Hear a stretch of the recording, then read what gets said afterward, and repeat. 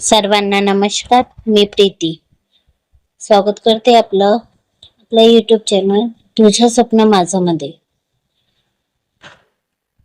यानंतर भारत प्रेमकथेचे सगळेच भाग हे या चॅनलवर अपलोड होतील. पहाटेच्या त्या कोवड्या उन्हाने दोघांच्याही साखर झोपेत येऊन त्यांना डिस्टर्ब केला. तशी वेदांतिकाने हलकी चुरबुर केली आणि पुन्हा आपला चेहरा जवळ असलेल्या त्या मजबूत अस्तित्वात लपविला. तसं तिच्या चुरबुणीने अभिने सुद्धा तिला आपल्या जवळ ओढत तिच्यावर आपल्या हातांचा वेढा घालत तिला आणखी आपल्या जवळ ओढून घेतली.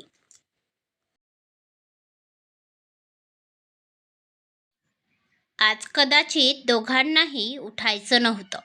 फक्त एकमेकांची मिठी अनुभवत होते दोघेही. दोघांनाही एकमेकांचा तो उबदार स्पर्श हवाहवासा होता. आताही दोघांचे कपडे त्या खोलीत जागोजागी पडले होते. अंगावर होती ती फक्त एक ब्लँकेट, ज्याच्या आत आता ती दोन्ही पाखरं एकमेकांना बिलगून झोपले होते.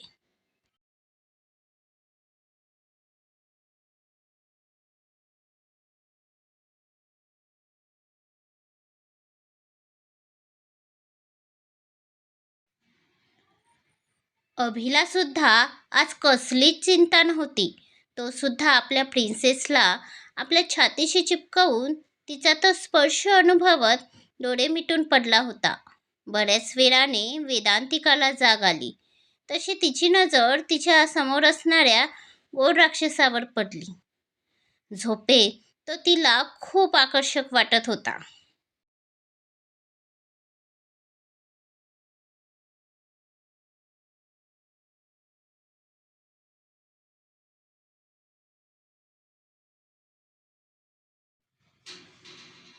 त्यात आता त्याचे ते सिल्की केस त्याच्या कपाळावर विखुरले होते, जे त्याला आणखी शोभून दिसत होते. वेदांतिका त्याला पापणीही न हलवता बघत होती आणि पुन्हा रात्रीचे क्षण आठवून तिचे गाल लाल झाले. तिने हळूच त्याचे केस कपाळावरून मागे केले आणि त्याच्या कपाळावर ओठ टेकविले. तसं अभिने किंचित आपल्या पापण्या हलविल्या.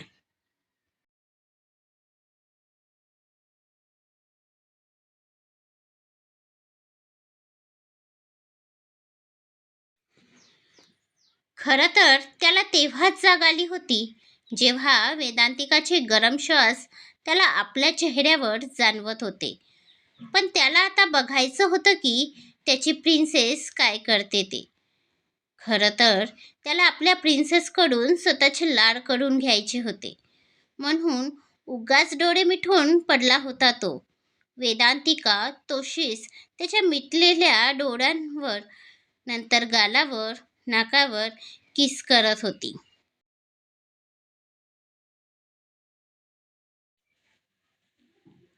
आणि आता तिची नजर त्याच्या लाल टुचूक ओठांवर पडली, जे काल झालेल्या किसमुळे इतके लाल झाले होते. आता तिला सुद्धा मोह झाला आणि तिने हळूच तिथे आपले ओठ टेकवून ती बाजूला होणारच की अभिने तिला कमरेला धरून पकडले आणि आपले डोळे उघडले. तशी वेदांतिका थोडी दचकली. अहो, तू तू तुम्ही, ती थुंकी गिरत बोलली.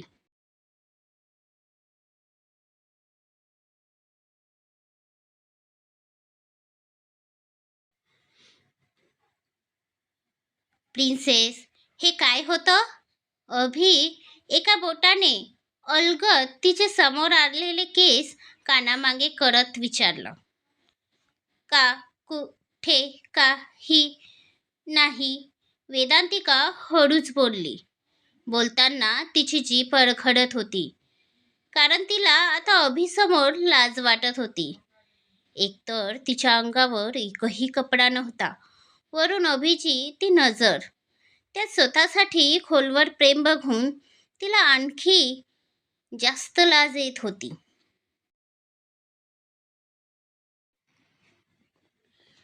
अच्छा, मग हे काय होतं?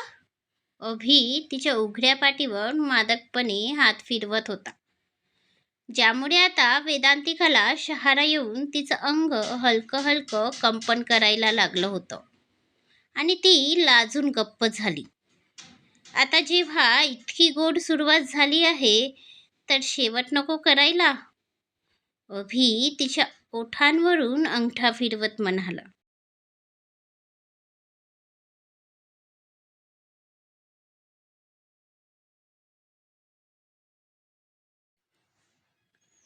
तसं वेदांतिकाने एक सुस्कारा सोडत आपले डोळे मिटून घेतले.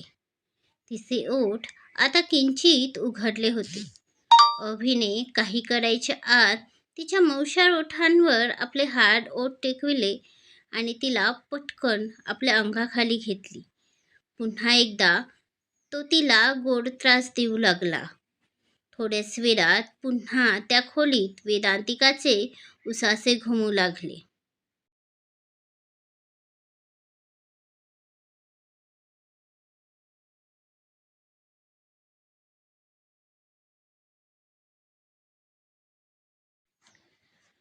इकडे या दोघांचं प्रेम काही केल्या कमी होत नव्हतं. तिकडे पाटीलवाड्यात आज मात्र नीरव शांतता होती. काय झालं पार्टनर, बरं वाटत नाही आहे का? वसंतराव यांना शांत बघून आरव काळजीने त्यांची विचारपूस केली. तसे साधना आणि राजीव यांनी सुद्धा काळजीने त्यांच्याकडे बघितलं. वसंतराव यांनी एकदा त्या सगळ्यांवर नजर टाकली.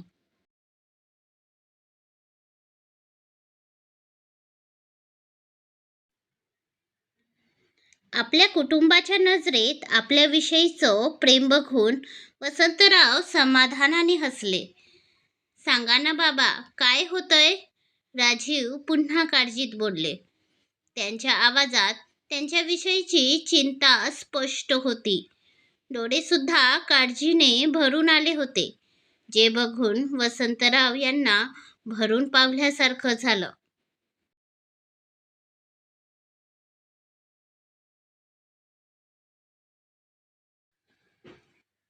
अरे, तुम्ही सगळे किती काळजी करता. मी ठीक आहे, काहीही झालं नाही मला. अगदी ठणठणीत आहे मी. वसंतराव हसत त्या सगळ्यांना बघत बोलले. आणि राजीव, तू तुझ्या त्या कपाड्यावरच्या आठ्या जरा कमी कर रे बाबा, नाहीतर माझ्या अगोदर तूच म्हातारा व्हायचास आणि लोक तुला माझा बाबा बोलायचे. वसंतराव राजीव यांना बघत बोलले. तसे आरव आणि साधना राजीव जीला बघत गालात हसले तर राजीवजी यांचा चेहराच पडला. बिचारे राजीव नेहमी आपल्या बाबांच्या पंचचे शिकार व्हायचे. मग पार्टनर, तुझं तोंड का इतकं लटकलं आहे? आरव, अरे आज राक्षस नाही ना घरात, त्याला टोमणा मारल्याशिवाय मला करमत नाही बघ. त्यात तो माझी गुडिया सुद्धा सोबत घेऊन गेला आहे. वसंतराव उदास होऊन बोलले. मग त्यात काय झालं पार्टनर? हिटलर घरात नाही तर मज्जा करायची ना, आरव हसत बोलला. पण आरवने अभिचा हिटलर म्हणून केलेला उद्धार बघून साधना यांनी लगेच आपल्या गुणी लेकरावर डोळे वटारले. तसा आता आरव गप्प बसला. अरे पार्टनर, राक्षसाच्या दहशतीशिवाय मज्जा करायला सुद्धा मजा येत नाही बघ, वसंतराव म्हणाले. तशा सगळ्यांनी माना हलविल्या.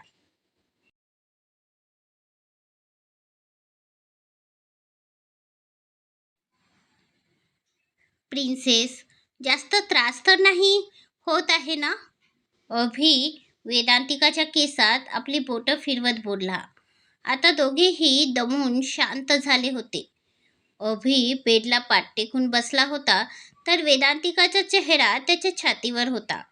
अभिचं तिच्या केसात हात फिरवणं सुरू होतं तर वेदांतिका शांत होती. हे बरं आहे तुमचं. आधी स्वतःच इतका त्रास द्यायचा आणि मग विचारायचं त्रास तर होत नाही ना.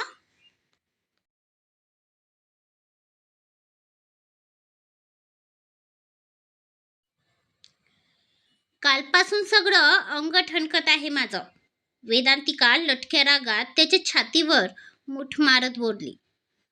पण तिच्या त्या नाजूक मुठीने त्याला काडीचा फरक पडणार होता.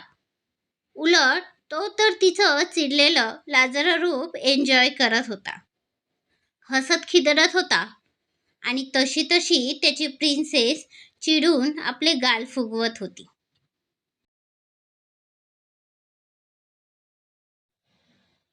अच्छा, सगळी माझी चूक आहे का? त्याने तिचे ते नाजूक हात आपल्या हातात धरत विचारलं.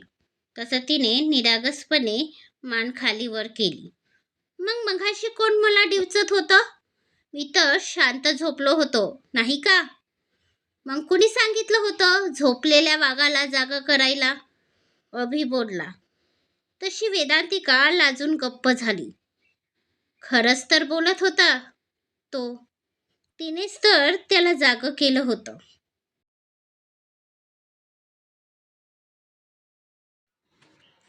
आणि फक्त जागच नाही, तर त्याला चांगलंच तपवलं होतं. अभिने तसंच तिला उचलून घेतली. अहो, वेदांतिकाने घाबरून भीतीने त्याच्या मानेत आपले हात गुंफून घेतले. अभि तसाच वेदांतिकाला घेऊन बाथरूममध्ये आला.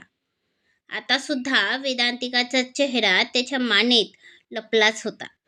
वेदांतिकाला तर खूपच लाज वाटत होती.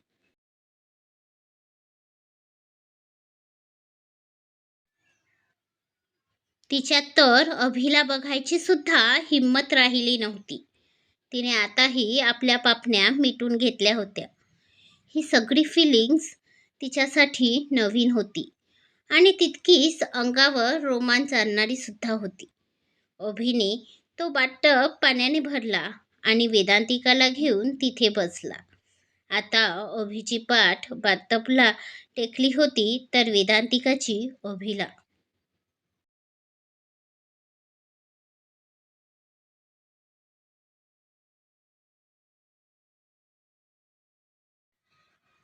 गरम पाण्यामुळे आता वेदांतिकाला थोडं बरं वाटत होतं.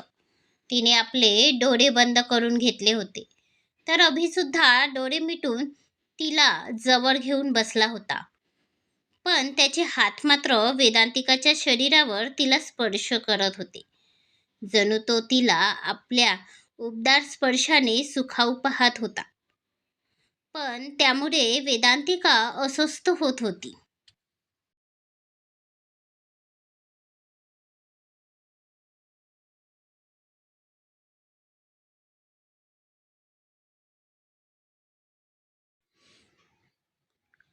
अहो, वेदांतिका त्याच्या हाताला अडवत हळूच बोलली. प्रिन्सेस, काहीही बोलू नकोस, फक्त फील कर. अभि तिच्या हातून हात सोडवत पुन्हा तिच्या शरीरावर हात फिरवत म्हणाला. तशी वेदांतिका सुद्धा गप्प बसली आणि त्याचा तो उबदार स्पर्श अनुभवू लागली. थोड्या वेळात तोच हळूवार नाजूक स्पर्श आणखी गडद झाला आणि वेदांतिका उसासे सोडू लागली.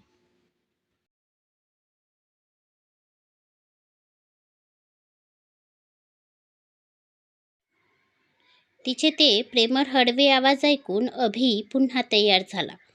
त्याने तसंच तिला आपल्यासमोर करून घेतली आणि पुन्हा एकदा तिच्यात सामावला. पुन्हा त्यांचे सुमधुर आवाज त्या बाथरूममध्ये घुमू लागले आणि पुन्हा ते दोघे एकमेकात मिसळून गेले. बऱ्याच वेळाने अभिने वेदांतिकाला सोडलं आणि ते दोघे फ्रेश होऊन बाथरोब घालून बाहेर आले. आता वेदांतिकाच्या चेहऱ्यावर थकवा येऊ दिसू लागला.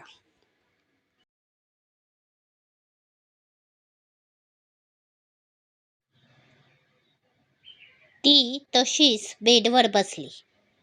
प्रिन्सेस, तू बस, मी काहीतरी खायला मागवतो.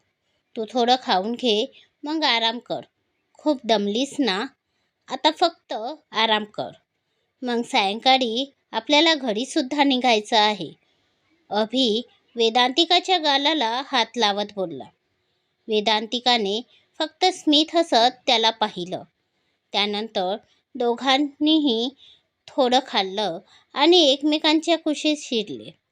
दोघेही फार थकले होते म्हणून तसेच झोपी गेले. सायंकाळ झाली तसं अभिने तिला उठवलं. प्रिन्सेस, बच्चा, उठ, जायचं आहे ना आपल्याला. अभि हळूवार प्रेमाने तिच्या गालाला थोपटत होता. अहो थांबा ना थोडा वेळ, फक्त 5 मिनिटं. वेदांतिकाने तसाच त्याचा हात आपल्या हातात घेतला आणि गालाखाली धरला. तसं तिच्या त्या बालकृतीवर अभि किंचित हसला. मला समजतच नाही की माझ्यासारख्या राक्षस मुलाला तुझ्यासारखी गोड प्रिन्सेस कशी काय मिळाली.